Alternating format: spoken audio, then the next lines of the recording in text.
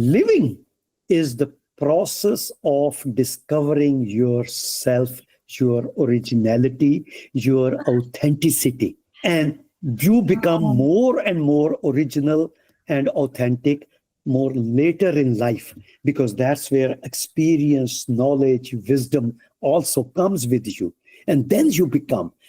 That is the beauty of old age, that then you have actually the chance to evaluate who you are. Are you happy with yourself? Is that what you are all about?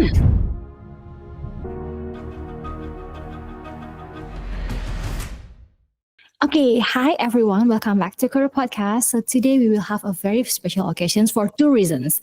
The first reason is Hari will not be here because he has his own surprising news that will be coming from him, not from me. But let's listen to the next episode if you want to know what's happening here.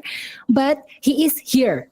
Technically, he is here in the recording. He is just not showing up his appearance. But don't be sad, because today is not going to be monologue from me.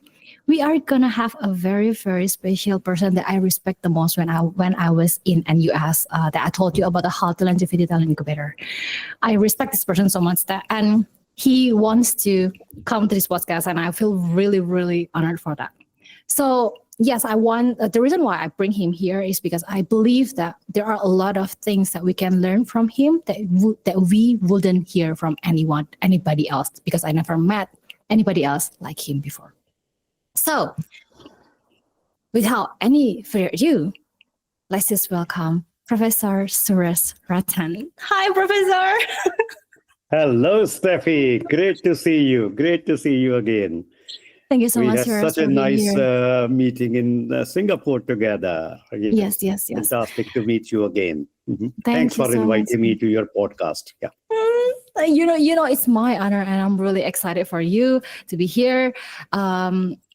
As a little bit of a story, I proposed him when I was in NUS, like, do you want to come to my podcast? I have this podcast. And then he said, like, yeah, we can talk about that. And then he was the one following me up about that. Like, I feel very touched. Oh my God, he remember, and you really are here. Thank you so much, Suresh, for that. You're very humble, and I love you so much.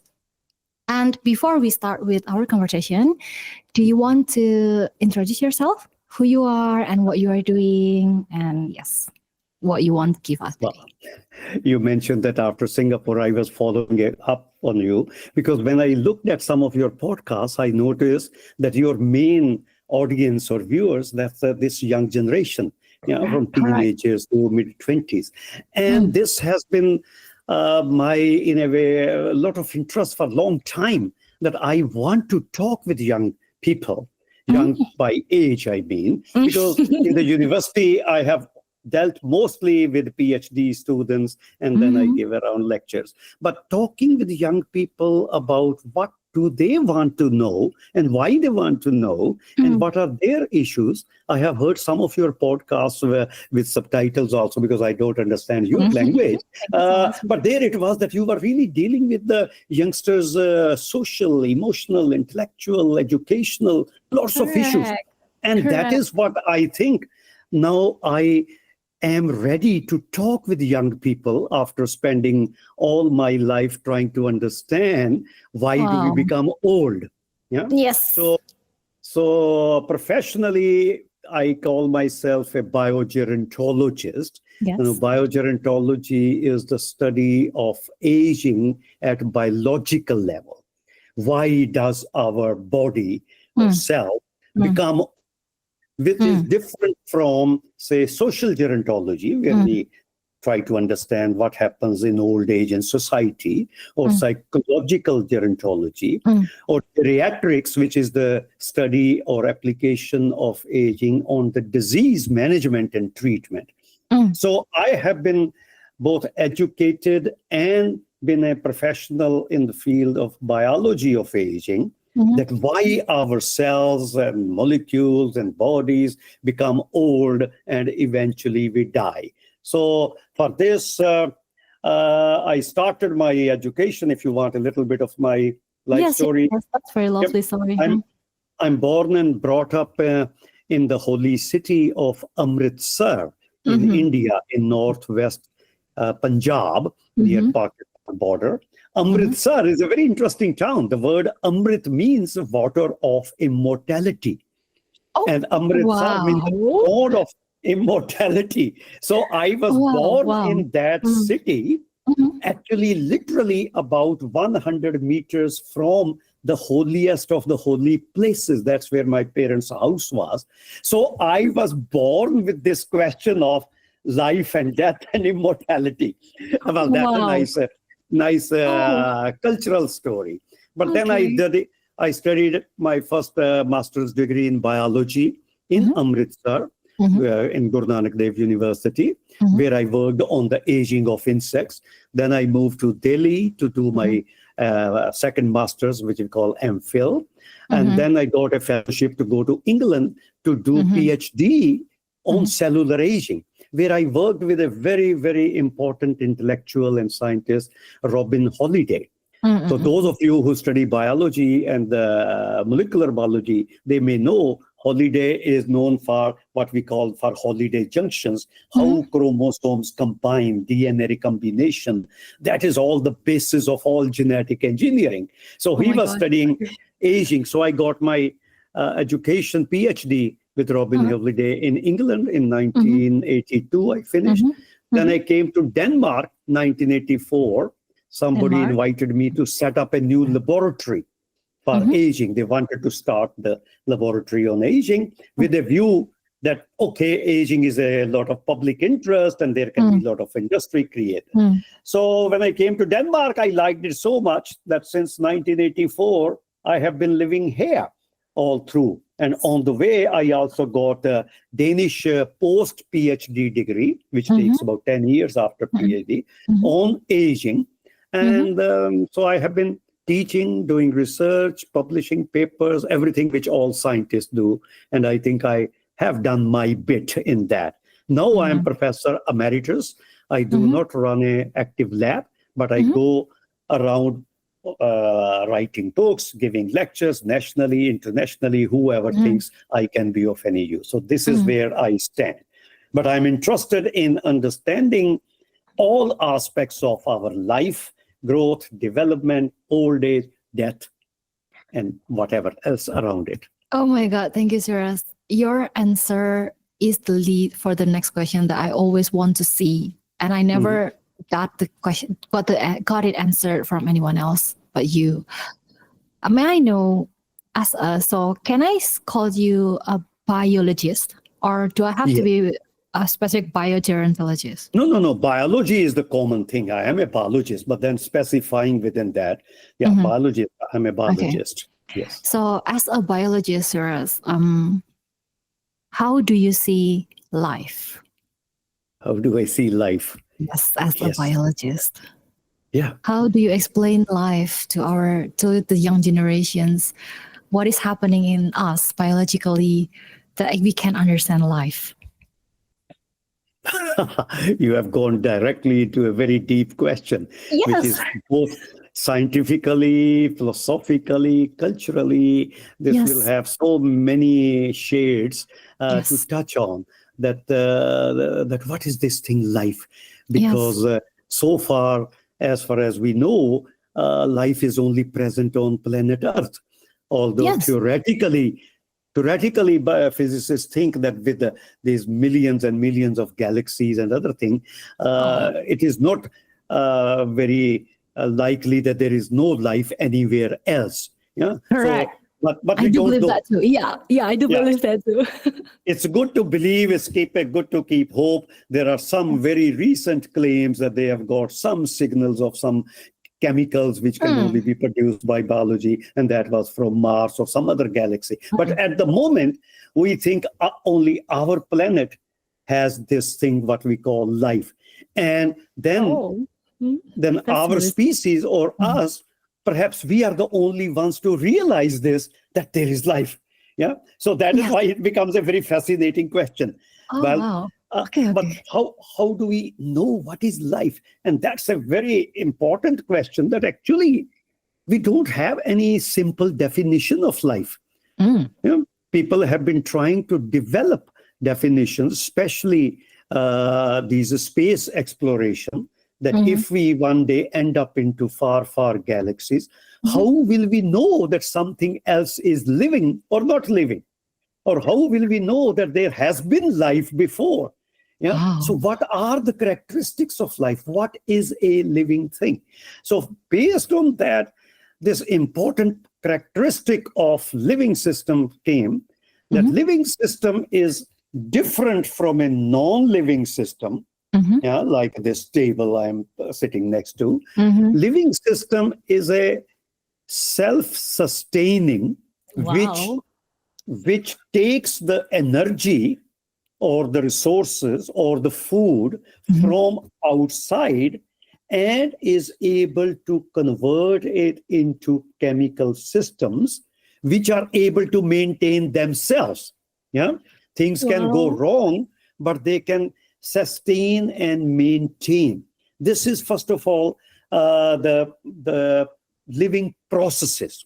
Mhm. But life is based in chemicals. Mm. Life is an emergent property of chemicals. Now, this thing is very important to understand. What Mhm. is emergent property? Like emergent property in chemistry and physics is well Mhm. known. Yeah, Mhm. what is water? What is water? Water is two molecules H2O. of Yes. hydrogen Mhm. and one of oxygen. Mhm. Both of these chemicals are most dangerous and fire producing and flammable. But when they come together, they create a new molecule which Yes. called H2O, Yeah. water. So water, as we know it, that it's necessary for my life. I take a It's a sip. very sweet glass. It has all these properties, what we know about Mm. water, that it Mm. puts out the fire. Mm. You can study all your life the properties of hydrogen Mhm. and properties of oxygen. You cannot explain the properties of water from hydrogen and oxygen alone. Wow. They have to come Okay. together, Uh-huh. and Uh-huh. then Uh-huh. a new property emerges. This is emergent property, for Mm. which we don't need any extra explanation. We don't need to say that when hydrogen and oxygen combine, then there is a kind of a magic soul of water which Mm. comes in. Mm. Water is an emergent property. Similarly, sodium chloride, which is salt, which we Mm. eat all the time, Mm. on its own, sodium is very dangerous, a poison, a chlorine, very dangerous. Together, they are life supporting. So, why I have given these two examples is to make you understand that all life is based in chemicals. And when chemicals come Wow. together in certain organization, which Mhm. we still don't fully understand, Mhm. life emerged originally. Yeah, whenever 3.8 billion years ago, Mm. that is how the first life or the life molecules emerged. Mm. Scientists will not call it created. It will Mm. not be created or formed. And that's Mm. why scientists will not need also any concept of magical powers, supernatural powers, or soul or atma. Yeah. Ah, So okay. chemicals are life.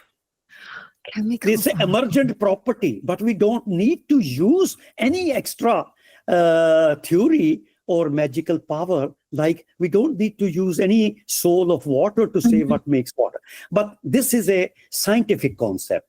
It Mhm. may not be acceptable psychologically to a lot of people think because we Mm. have grown up with Mm. other explanations which are generally built by religious philosophy. Mm. They built up their philosophies because at that time that was the best way to Mm. explain these things. But a lot of Oh, us, we understood. still believe that there is a Mhm. soul of life. As a scientist, I don't. So Mm. life is a emergent property from chemicals, but then in an organized form, it is a self-sustaining system which takes the sources of energy from outside, but then internally it develops or creates the things it needs. Yeah. Like I eat Wow. food from outside, Mhm. I can eat plants, animals, or other Mhm. things, but they don't go directly into my body. I Yeah. don't become apple by eating an apple. Yeah. Right. But I will be able to extract the nutrients from apple or from chicken or from beef or whatever I eat, Mm. and then convert it. A newly born baby, when it grows from within. Wow. Wow. It is not that now it's a 1-year-old baby, and now when it's 5 years, we have to put new arms and legs to the baby, which Yeah. for machines we have to do. Machines cannot do itself. Machines cannot be taking any iron or silicone or other and start making themselves. Somebody has to give them ready-made stuff. And if something goes wrong with the machine, breaks down, some outsider has to repair it, or change it. But even a newly born baby, when it hurts itself or scratches, it can repair itself. It can maintain itself. Wow. That is the central part of life, is an intrinsic self-sustaining system, and that is internal to life. Life wants to live. This will come maybe later on when we talk about why we die. So life is a very, very powerful event which happened on planet Earth, and the power of life in maintaining itself is so important that is what keeps us going on and on and on. Okay, Suresh. That was amazing. And that was the reason why I want him to be here. Because now that I learned so many things. First, Suresh, from your explanations, is that the reason why we as humans are so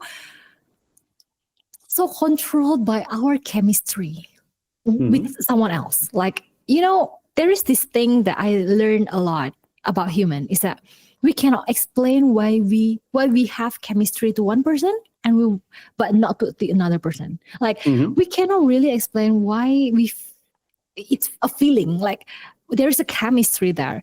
So how do you explain this chemistry that we have with someone from the biology view? Like, is there something with our body that is connected with someone else, or what? Again, you are not making my life easy, Steffi. Sorry, but I got the award for the best question. Yes. Yes, we are based in chemicals.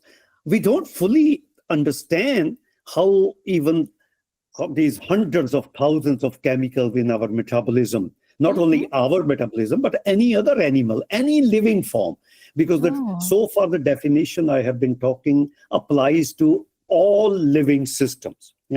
That can be a bacterium, that can be a Drosophila, that can be a rat, a dog, a man, everything. You are bringing in some other aspects where we don't know much about those emotional connection, etc., stories about other animals. So, because these questions are raised by human beings for human beings first. So these are very, very important questions. Again, the questions of emotionality. And I have always been fascinated by that.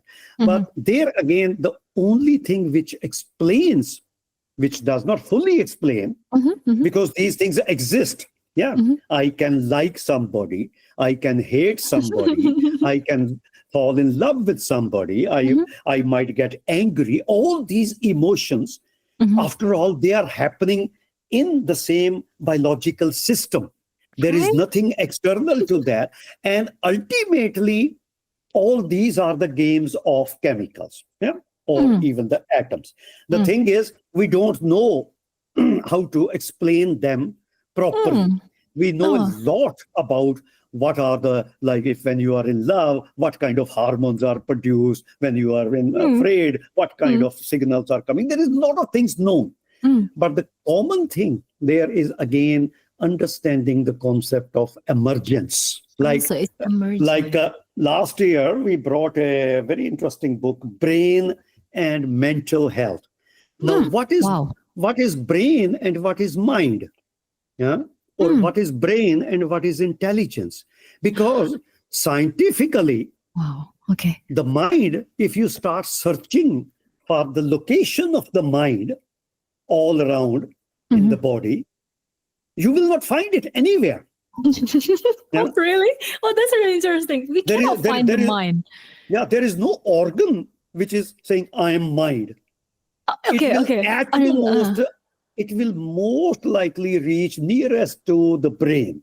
Yeah, that brain and mind are somehow same thing. Yeah, Okay. or my heart feeling. Yeah, whenever we talk about, mostly talk about it's my heart feeling, my gut feeling. That is not, is that where the organ of mind is? That is where, again, a very, very important concept to understand. Brain is the organ, and mind is an organ. This is the word I coined about 10 years ago. Wow, It, okay. it is not a physical entity, but is an emergent entity. It is emergent. It is based in the brain. We don't think that without, if you take away the brain totally, that there will be some mind left somewhere. So brain is the structural part along with many other parts. So like now we know that there are lots of brain cells near the heart and in the gut. They are part of the brain system. Those are the structures, but they are not the function. The function, mind, and then we are mental aspect. How do we define that? That's a totally different discussion. So brain is the organ and mind is an organ. It is the same thing, brain and intelligence. If you look for the space or structure for intelligence, where is it? You cannot find it. It's everywhere in the system. It is emergent property. So this is very, very essential concept which biology people have been ignoring for a long time. Physics people understand emergent properties. Chemistry people fully understand. Biology people are still very reductionistic. It's changing. A lot of scientists, we are trying to make it bigger into this, that things can happen even when you cannot point out the exact cause or the site of the thing. Okay. So all these emotional aspects are also emergent properties of our biological system, in which brain is a very important one part, but there may be other parts. That is really interesting.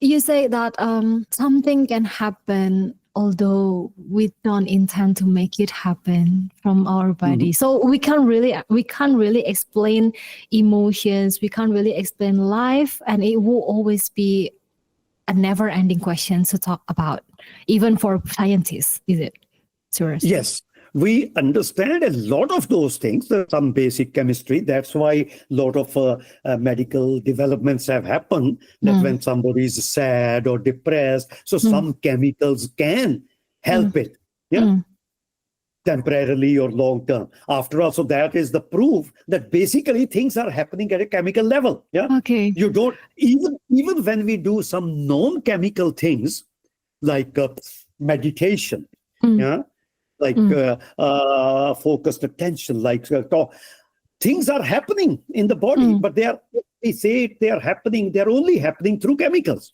We may not be able to pinpoint how exactly it happened. It's the same thing, even the idea of placebo. Yeah, we all talk about placebo when you give only a sweet sugar pill or nothing, but still you see some people getting even their diseases affected, mood affected. Now there is research going on that even what is the biochemistry of placebo? Because after all, things cannot happen in the body without chemistry. Wow. First of all, we have to accept that nothing can happen without chemistry in the body. Yeah? But how exactly it happens, it is very difficult to always give exact steps. That even if we give all the steps, we may not still explain why hydrogen and oxygen make water. And that is not even a living thing. Yeah. Oh, wow. Okay. So even if we want to understand why my emotion, why I'm feeling sad, even if I tell you a lot of chemistry about it, it doesn't make me feel any better. Yes. Yeah. Because why do we want to know? Yeah. Yes. I'm sad. I'm just sad. So I'm just sad that if sadness cannot be handled, then based on chemistry, science has made tremendous medicines, drugs, which will help Oh my you. God. Yeah. Okay. Okay. Because Yes, scientists yes. haven't, the drugs are not hocus pocus, mystical, emergent things. They are real Mm, chemicals. Yeah. yes. But if Yes. we think that chemicals work by that way, or even Mm, on emotions, on mood, on intelligence, on memory, on everything, mm, then we have to accept that life is based in chemicals. We still don't know on every single step. mm. But I will say, do we really need to know even? Yeah. Oh, yeah. Correct. If Do we I'm, really need if to know that? yeah, yeah. To what extent I need to know? Yes. Yeah, it Yes. depends upon what is my aim. Am I a teacher or a scientist? So if I start dissecting why I like this particular piece of music, when I listen to that, and Mm-hmm. my eyes start crying and I'm feeling so emotionally involved. And if I want to start searching for which chemical went up and down, okay, there will be some answers there. Mm. But that's not going to increase or decrease. It will actually decrease my experience Yes. of Yes. emotion. Yeah. So Oh my so God. that is, sometimes it's not necessary to know, because the variables are infinite. There Mm, is mm, no mm. end to that. Yeah. It is So okay to question some of the things, but at some point, we just need to just accept. accept both our individual ignorance Mhm. and the level of, or the boundaries of knowledge of all human beings. Yeah. Human Wow. beings have pushed the boundaries of knowledge and Mm, understanding tremendously, especially in the last about 15,000 years. mm, And human understanding is amazing. mm, But the boundaries of ignorance have been pushed. But mm, there is mm. still a lot of ignorance. So at some stage, we should be willing to accept our level of ignorance. And that's why I My use God, two things: my touch me. individual Yes. level of ignorance, Mm, which I can try to reduce by mm, reading, writing, doing other. But mhm, even at the whole species level, our human ignorance, that is mm. still, and we are all the time pushing that boundary, all the time, all the time. It's little bit at a time. What we knew 5,000 years ago, Wow. based on which we created lots of philosophy, religion idea, most of them are gone. Yeah. Yeah, yeah, yeah, yeah. Correct, correct, correct. It's changing. Especially Yes, yes, about the yes. material world, about the Yes, real world. yes. Almost all of those have changed. But Mm. there are certain things which I will be the first one as a scientist to say, sorry, I don't know. Oh my But will God, science, that's yeah, really great. Yes, but yes. will science ever know everything?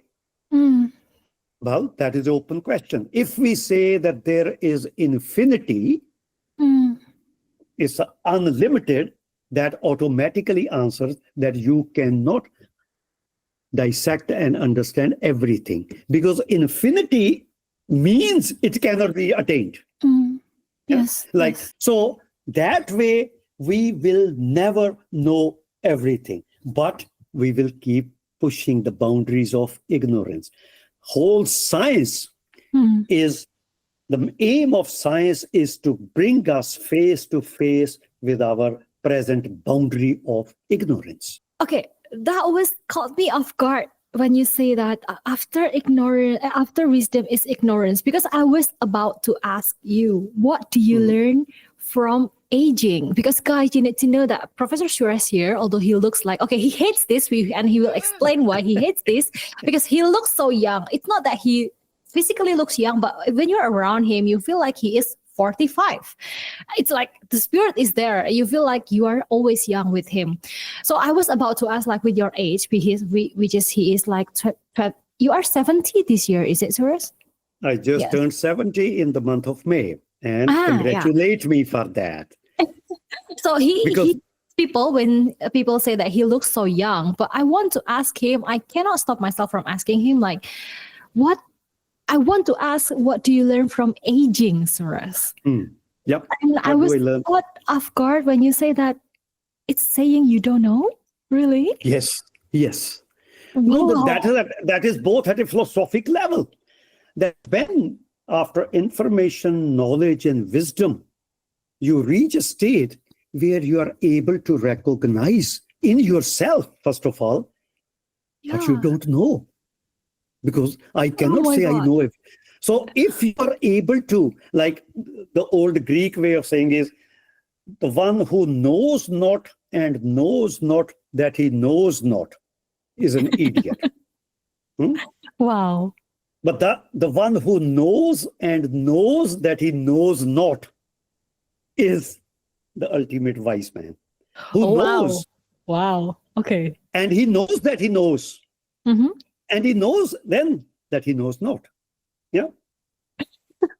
So this was an old Greek way of saying, but this is absolutely correct. And I have realized it after spending 45 years in the field of aging, that I can now see what are the gaps there still. Yeah. Wow. Okay. And then also as a human being, because this after wisdom, the presence of or realization that you are ignorant makes you then humble and more human, whatever we want to measure human. I think we can talk about who is a human and why is a human. So what I learned from aging, your main question from where we started, because that deals with my profession also. Yes. Because in nature, life is never eternal. There is no such thing which is living forever at an individual level. At a group level, sometimes it looks like that this is not dying.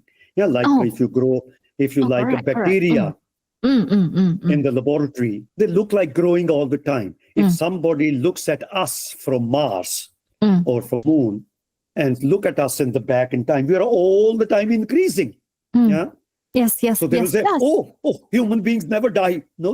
Individually we die, but as a population or a group. So individually, there is nothing immortal in the world, even theoretically. So practically, we have no example. And that is where the question of aging starts.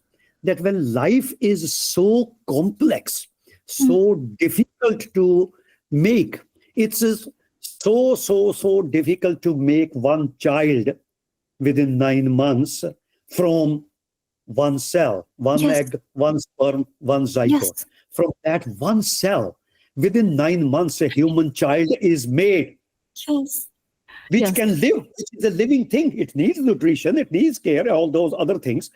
Different animals have different timetable, and it can only live because it have defense and maintenance and repair systems, without which it cannot live even for one day or one moment. Then the question comes, and this thing will live for, in human beings, 5, 10, 20, 30, 40 years. Yes. Then why not forever? It is much easier to keep a thing than to make a thing. Yeah? Yes, To make a body from one cell, evolution has created mechanisms, which we call longevity assurance mechanisms, to make it live.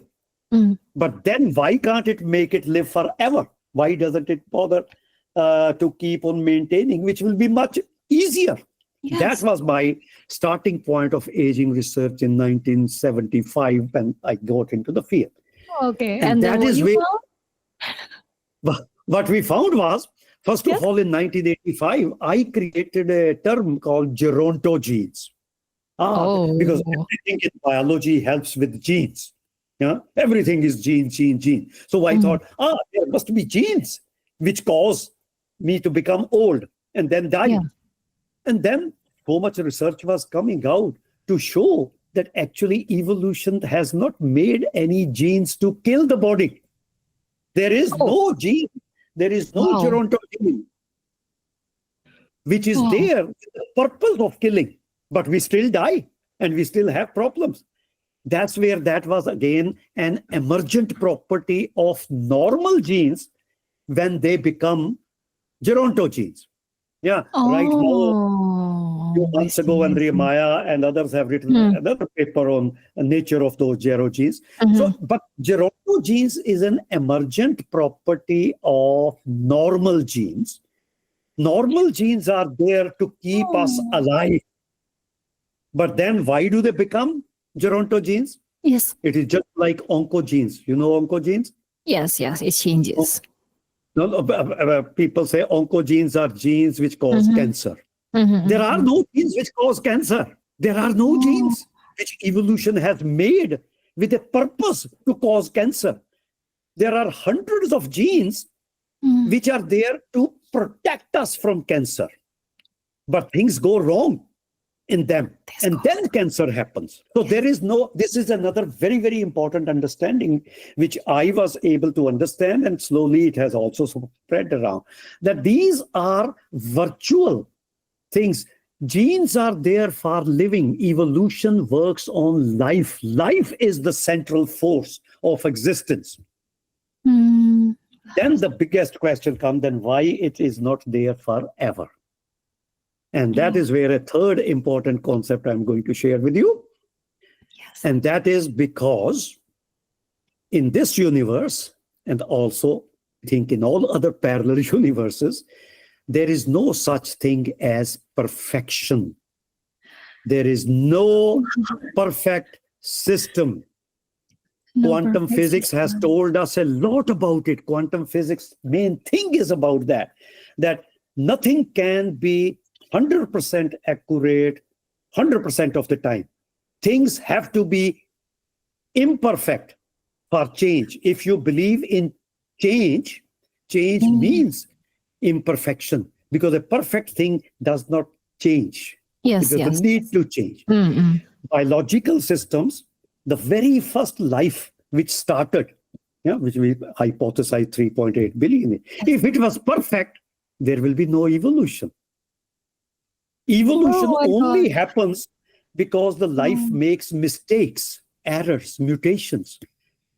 We are here, humans beings, from that little whatever bacterium, because that was not perfect. If there was perfection, there will be no development. Now, these are all going into social aspects very soon. Again, like I talked about infinity, perfection is a very good idea. It's an ideal situation, but you cannot achieve it, because then it won't be perfect. Perfection cannot be achieved, like infinity cannot be reached. So systems are imperfect. Evolution has made them in such a way, depending upon the history of the animal evolution, that it should not kill the system before it has reproduced. It has given new life. Yes. For Drosophila, then I coined the term essential lifespan. That what is the necessary lifespan which an organism should have? How long should I live? Or how long Drosophila should live? Yes. And how long a dog should live? How do you answer that?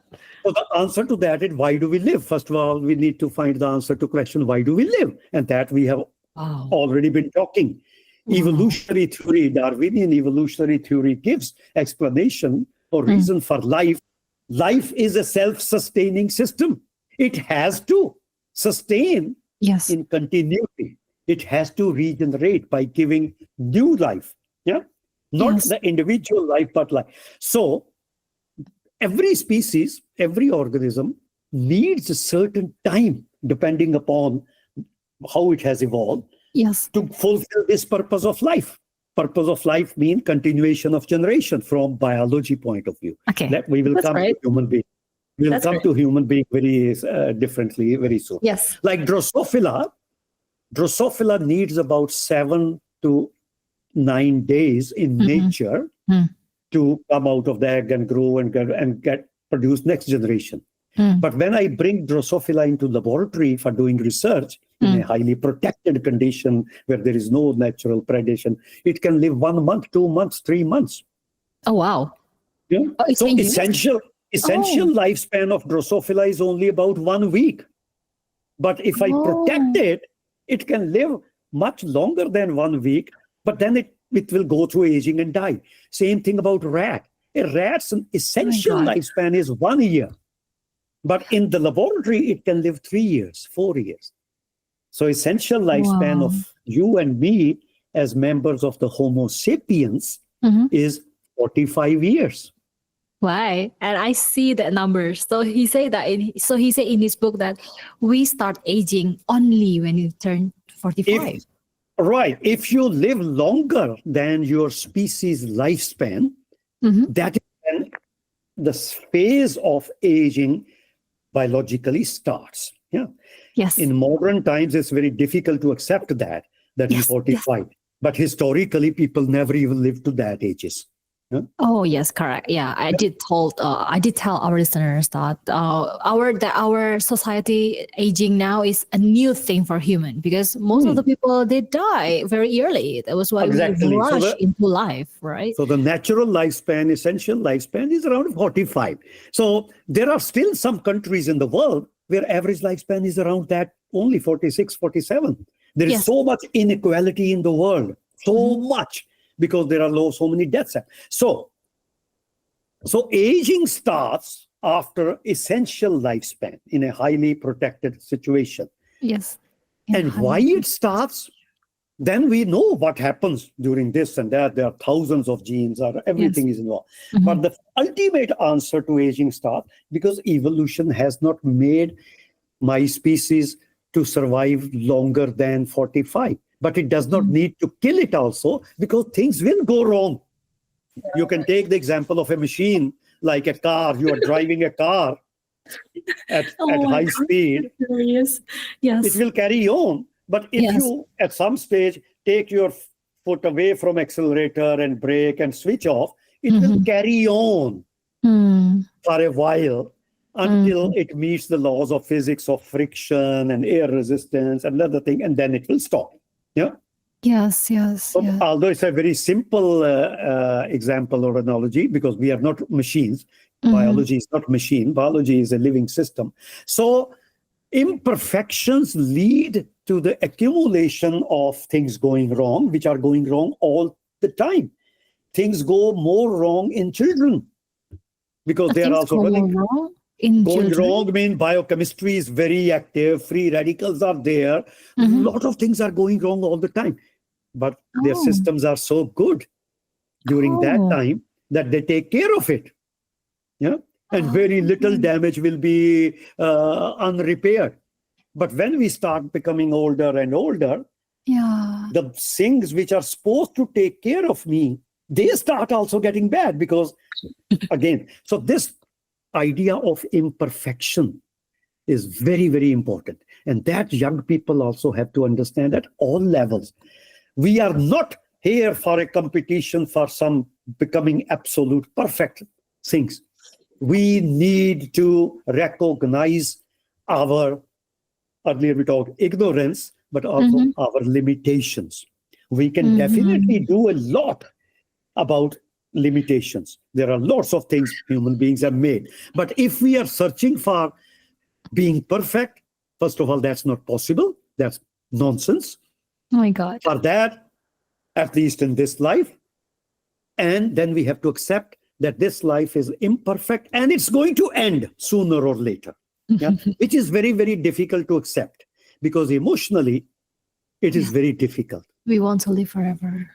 Why do we want to live forever? Because the fear is when we die, we don't know, then it's finito. Was it 40, 50, 100 years? Yes. It's a fear of death, which has given rise to many beautiful stories, mostly in religion. It is the fear of death which creates theories like theory of reincarnation in Indian philosophy. That because we have a body, we have a soul, body will die, but soul will continue on and on and on. These are stories to take care of your fear. Yes. Fear of the lost fear ones, of the loved ones. Yeah, we know that we are going to die. We know you are going to die. Yes. All the people we love, they are going to die. Yes. All the people. So then here my humor comes. All the people I hate, they are also going to die. That's good. You say that we have to accept that we have limitation and it's impossible for us to be perfect and everything. And for me, we do say it easily, but when you say it also in the biological level, it's also that we have to understand that that's what makes life perfect because we are imperfect in a way. But I am also interested because you wrote in your book that most of what I heard in society now is that we are born original, but we die a copy because we don't have the courage to live up to our own life calling. We are like copying what other people do just to feel safe because we are scared of being isolated and everything. But he wrote in his book saying that we are born a copy and die an original. And that was the This is most the book fascinating you are, idea. Yes, this is that the was book the you are book. mentioning. Yes, very interesting Yes. short Yes. book. Why? Yes.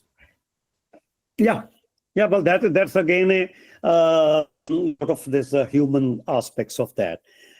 This was a statement made by one Danish philosopher, Mhm. Muller. He heard my lecture that when Mhm. we were showing what happens with aging at this brain, the organ, that brain. And then she made this beautiful statement that we are born as copies, but we die as original. What she meant and what science also supports the basically, that the process of birth is very much similar. Yeah, there is small little variations.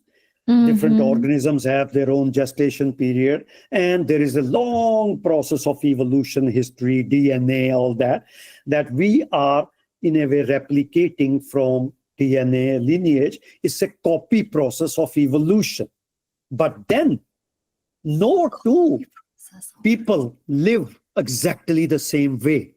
No, and especially in the field of aging, when aging starts, no two parts of the body become old in the same speed and to the same extent. It depends upon hundreds and hundreds of factors. And those Mhm. factors which determine what is good for me, even in 70 years age, and what is gone bad, started from my pre-birth situation inside the womb of my mother. How Wow. was she mentally? How was she physically? What kind Yes. of nutrition she was getting? What kind of diseases she had? That affects my Yeah. genetics and epigenetics, not genetics, but mostly that's what we call epigenetics. Our genes are Epigenetic. fixed. Mhm. That determines what happened to me inside my mother, at what age I might be having more heart problems or brain problem or diabetes problem. Wow. There is lot of data Yeah. showing that already you start becoming original from day one of your birth. And then what was my childhood? What kind of Mm. food I got, what kind of diseases I got during my life, what kind of social challenges throughout Mm. my life, Mm. they are making me more and more unique. Yeah. There is nobody like me. Even if I had a twin with the same genes, Mhm. even they become different when they live.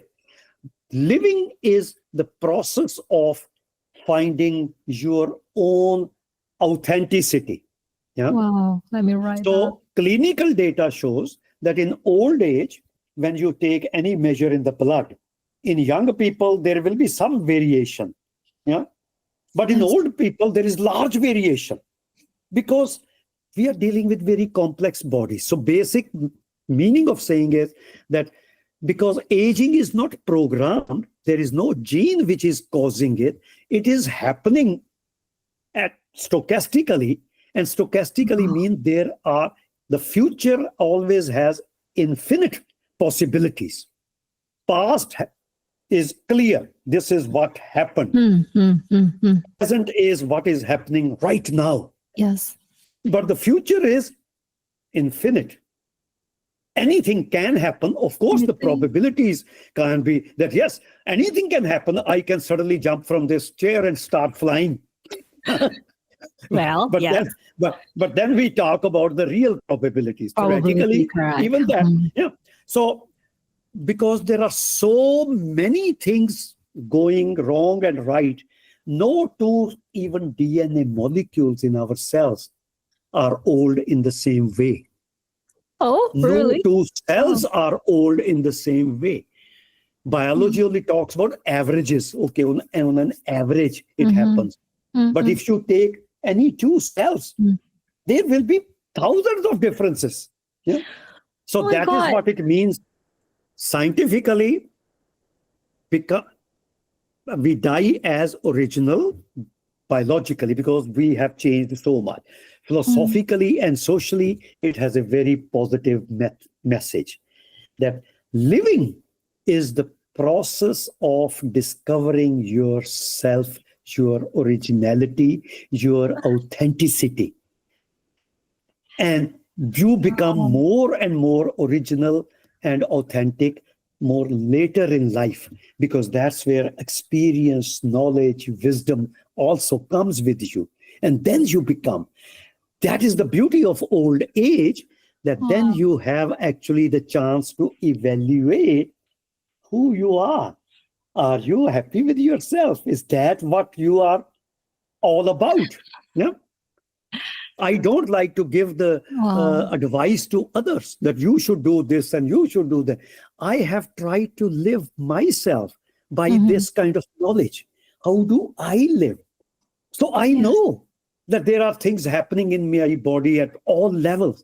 But at the same time, I know that I have also gained a lot of wisdom that now I'm ignorant again.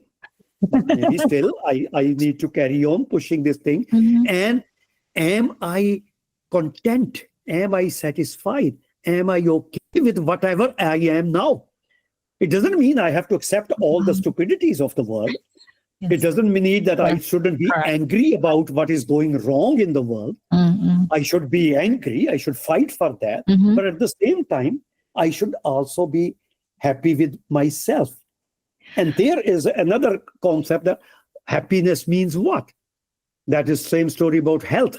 I should be healthy, but how much healthy? How much healthy I want to be? Now I am 70. Do I want to again go out and start challenging your Indonesian badminton champion and play match with him? No way. Yes. If I am 71 next year, I don't need to say that, no, I am not 71, I am 17, changing the numbers. Because then if I try to run like a 17 on the stairs, I will fall down. Yeah, I will break my bones.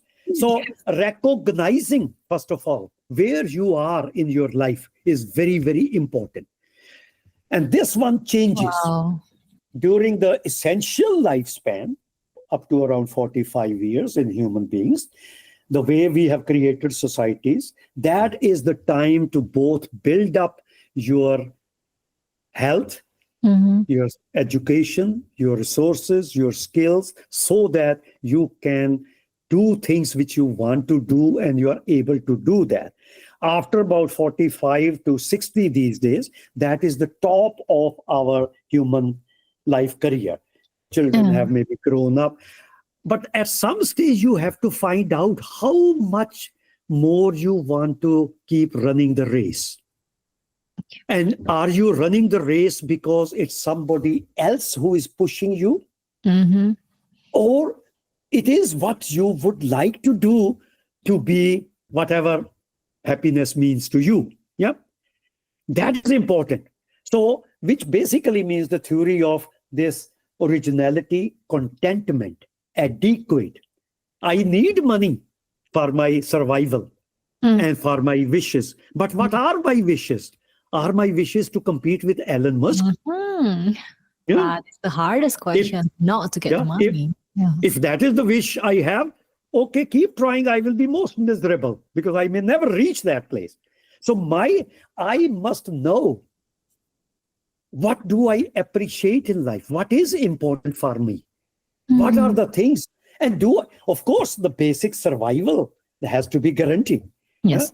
I cannot give that knowledge lecture to a poor person who is struggling for his next meal. Yeah, nonsense. Yes. No, you should be happy. That is what some other philosophies did. Religion did that. Not telling people why they were hungry, why they were poor, why they were sick. It was told in some other story, which was helping them maybe. It was your karma, it was your soul, to give them some consolation. But in modern times, that is not the consolation for young people also. You cannot tell a young person, but at the same time, so young person has to know what he is doing, what she is doing so hard, why she's not getting the reward what she deserves. Yeah, one should know. It doesn't mean that you have to go out and start being violent, but accepting it as somebody else who has decided your life, that is also, I think, idiotic. That is not Yes. human development. So Waste- you need to have every kind of emotion, but again, in the context of why you are having this emotion and what for, what is the agenda. Yeah. So that is, now we are going into social sciences a bit, but that's all right. So you can ask me anything more. Yes. Do control on my talking. I get distracted. So because I have so many things. Actually, you have covered almost everything that I want to ask, Suresh, and also, you have told one of the most important thing of why we shouldn't, and you say it in a very beautiful way of why we shouldn't be scared of getting old and everything, and how we should know how we want to get old, and getting old is one of the best thing in life. But I do have one question that I always have in my mind, and it will be, I think it will be very helpful if you can explain it in biologically. Like, we know all that life is hard. Like, it is hard for everyone in a very different way, and it's not order to just compare it, but life is hard, averagely. So what do you think, and how do you explain to us if I ask, like, what is the hardest thing that can happen to humans, and how we can we survive any hard things in life? And I mean, how strong we are as a human biologically, because now there are some things going on that people say the new generation is weaker mentally, or weaker, like they cannot be pressured, they cannot get any stress and everything. But really, I cannot really accept the idea just like that. So I want to know from your biological view how strong we actually are. Oh, well, look, turned 70, and I said, becoming old is a privilege, not a birthright. And this is the greatest achievement human beings have done. Yeah. No other animal on its own has broken the limits of nature. Yeah. No other animal. It's only when we bring them in the laboratory. So this is what makes us human, to challenge the limitations created by nature. Nature has given us 45 years, but we have started living double or even triple, and maybe we want to live thousands of more. But as you said, life is hard, and life is hard right from day zero. Yes. Every time I breathe, I am killing myself. Every time I eat food, I am killing myself. Why I say these very dramatic words? Because the things which we need to survive, oxygen, food, and biochemistry, without which there is no life, these are ultimately the things which kill us. And why we live? I already explained it. Evolution made tremendously complicated, complex systems of maintenance and repair, self-sustenance. So life has been hard from the time you take breath, but the body has the systems, which is evolution has created. Yeah. So we know that we have ways to protect, to repair, to maintain. Now the tragedy is their evolution being essential lifespan, those systems work all right biologically for about 40, 45 years, but they are imperfect and things will go wrong. And this is where from Homo sapiens to human beings come. So as a human being, then we realized, we are not at the mercy of nature. We have the systems. So we need to find methods how to improve them or how to maintain them. So life is hard, definitely. It's even harder in childhood. Oh my God. Okay. Our systems are still developing, but we survive. So we cannot run away from hardship. We need to recognize that both biologically, and if we expand it to psychologically, we have systems to tolerate stress, to manage stress, to actually make stress our friend by Oh, choosing the stress. Even the young people whom you are blaming that they are weak, no, well, they all do physical exercise. Right? Everybody's doing. And what is physical exercise? It's getting more stress by paying yes. more money to the gym. Pain. But that is stress of choice. So challenging ourselves physically, mentally, nutritionally, that is the phenomenon of hormesis, for which my laboratory has been very pioneering, which gives you the power to improve your own survival mechanisms. Wow. And this is that not you just choose. physical exercise, it is mental exercise, it is nutrition, it's the social interactions. So basically is, don't be afraid of stress, first of all. Try to find ways of making stress your friendly tool. But that means you have to choose your stress. I cannot use this argument against to my students that I am giving you stress so that you can be good. No. Yes. No. Yeah, Cannot. because the stress imposed by Someone else. surroundings, that is always bad. We know so much about it. But then saying that our young generation is weak, no. I wouldn't like to believe. They are growing up in that world where actually we have created so many facilities. If we have become lazy a little bit on the physical side, but there is so much other challenges. Look at the generation Z with the computer efficiency. They are brilliant. They have also this so-called youthful enthusiasm. They are the ones whom we will be handing over our planet Earth. So I have great faith and confidence in the intelligence of the youth. The problem missing there is they don't have really good philosophic attitudes being inculcated. That what should they? This philosophy of adequate. What is enough for you? Oh my and gosh. why? What is enough for you and why? Even at the level of this appearance. If when I look into the mirror, if I don't like something, there are thousands of things I can change, and that's why it's called makeup. Yes. If you are missing something, make it up. Yeah. Yes.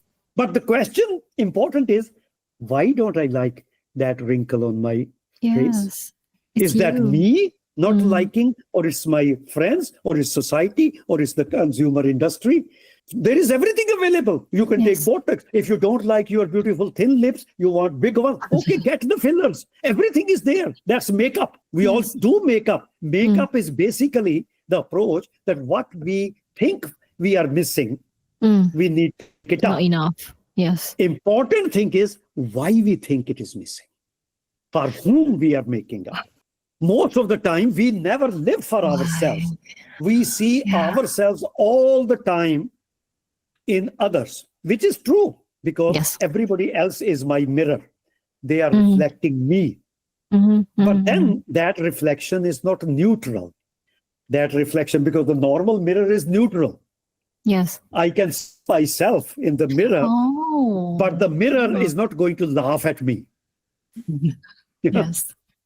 So society is a mirror which reflects me, but problem is society reflects with a lot of value judgment. It gives pressure, what kind of clothes I am wearing, what kind of nose I have, and that is all the time determining our day-to-day life, and especially for young people who still are on way to Darwinian purpose. Because Darwinian purpose is finding the mate and reproducing, to be liked. Yeah. In all animals, also. To be liked for reproduction. From Darwin's point of view, we want to be liked as a Homo sapien, as an animal. We want to be liked so that my genes can pass on. But human Okay. beings have created societies where liking means much more different, much more and extra. That why there is need of liking. Okay. Need of being accepted, being loved, being liking is a kind of, even at the philosophic level, my attempt to carry on living, My to attempt carry to on carry living, on not living. My in terms of attempt to carry on reproducing, giving birth living. to a child, but to carry on surviving, Living. because that is the Yes. life. To carry on living, theoretically, maybe forever. That is why we want to be nice, so that people can remember us when we are dead physically. That Mm-hmm. is why we talk about human creativity, legacy, Mm. Yeah. historically. Yeah, Mm. but we know that's a very challenging part. That's where Mm. then the stories came, either reincarnation or resurrection. You will Mm. be woken up. Mm. But I want to be liked by you, by this, by that, so Mm. that I can carry on living. For my life, it is Oh, very, very important that I am liked. And this is also important for others, that I like them. It is not one-way story. yes. If I want to be liked, if I want to live happily, it is important that everything else around me also lives happily, because I am not isolated. Everything, this My God. law of universal connection. So for me to be good, it is important that I am good towards everybody else. Only then I can feel also good. So your Wow. question of why do we live and why do we want to be liked? Why do we want to please others? Why do we be? These are all our survival strategies, our way to continue to live. Human. You Yes. know, sometimes we can point out this is a good strategy, this is a bad strategy. Mm. Even Mhm. even the bad people, the bad ruler, the oppressors, the dictators also want to do the same. They are trying to live for themselves. A Mm. good human being will be who is trying to live Mm. for myself, but at the same time letting everybody also live for their self. Wow. That is the eternal philosophy. Wow. As soon as we become, so that theory of becoming original doesn't mean that original mean I have nothing to do with everything else. Original means having the identity in the ocean of everything. My God. Yeah, every single drop in the Yes. ocean has an identity, but that is the Yes. identity from the ocean. Yeah, Yes. so that's the same thing. I, as a living system, has an identity, first of all, as a living system of the whole planet. Then within the living system, we can come back to human being. How do you know I am a human being? I may be an angel or a devil. yes. Maybe we are. So, so well, maybe we are. But Yeah. one way we judge human beings generally is from their behavior. Yes. Behavior is a very, very, very, very important issue. How do I live my life, and how do I not interfere in the living of the other being? I never want to say, how do I allow others to live? Who am I to allow? Everybody Yes. has the right to live. I Yes. can only take away the right. Life is born free. We all have right. The only thing we can Yes. do is take it away from our children, from our faith. Mhm. So Mm. how practical you are in not taking away the right of anybody else. Not That taking is away. what Yeah. makes me human. Not giving the right. The right you have. Wow. Everybody has the right. We normally say, Wow. oh, I have given so much right to my child. I have given so much freedom to my girlfriend. I have given so much freedom to my husband. You haven't Mm. given freedom. You can only take away freedom. Freedom cannot be Wow. given. Yeah. Freedom Oh can my only gosh. be taken away. So, and I think this kind of attitudes, younger people need to be discussed with. That's why I want to talk with the teenagers. Mm. Some of these attitudes, because Mm. their attitudes at the moment have been go get, get. Yes. There is no attitude of giving. Enoughness. Yeah. Yes. And it is very important to give. But what is the opposite of giving? Taking. We say give and no. No. Again, Indian philosophy will say, when What is it? when you give me something, I don't take it. I should receive it. The Oh. opposite of giving is receiving, not taking. Taking is the one where we are living in modern times. Oh, wow. Societies That's mindful. became, they want to give, they teach you give, but also take. Give and take, give and take. No, give and receive. Give and receive. That means the other one is also giving. Take is you have to take it yourself. And that is where competition comes. That's where all that struggle young Wow. people are feeling. They are told to take. Wow. Take. On the way, they have to give. Yeah, because they can't take without giving. But they give and they want to take. Usually we want to give this and we want to take that much. No, give and receive. If that attitude, how to build that attitude? Of course, I can make more podcasts with you to give certain Yes. practical tools about these things. Yes. This is the philosophy which I slowly learned because of my cultural background, Mhm. coming out of my religious philosophy, becoming free from religion, and science gave me all these words of wisdom.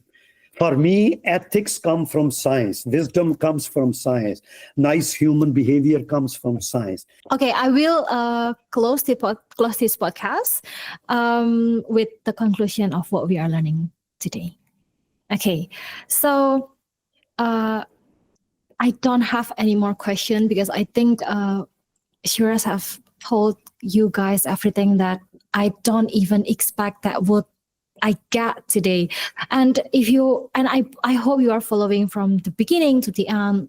You might need several times to listen, but please listen it well. And if you need to repeat it, please repeat it again because I know I will repeat this episode again and again so that I learn what I want to learn for a whole lifetime. Everything here is really important and it is something that we need to learn as a youngsters philosophically, how we can say enough, how we can give and receive. And I know that we are all struggling with our feelings because because we are all chemistry and we will always be struggling with our feelings and emotions, but that's what makes us human. What makes us human is that we have the feeling of imperfection and we will always be imperfect. So when we can accept that feeling of being imperfect, we try to then ask, why am I doing what am I doing? And trying to get to answer that will make us authentic.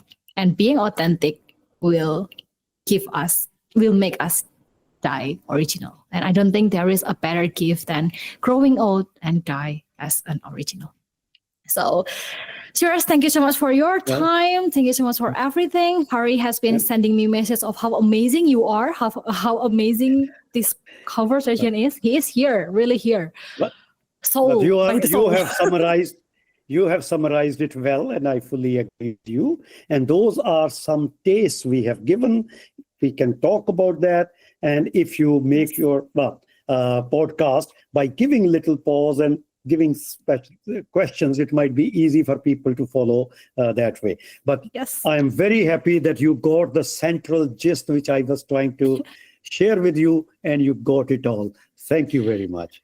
Thank you so much, Suresh. And yes, whether this is the only podcast that we have with Suresh, we don't know. So we will see what's happening in the future because the future is infinite. Thank you guys for everything. So see you in the next episode. Bye-bye.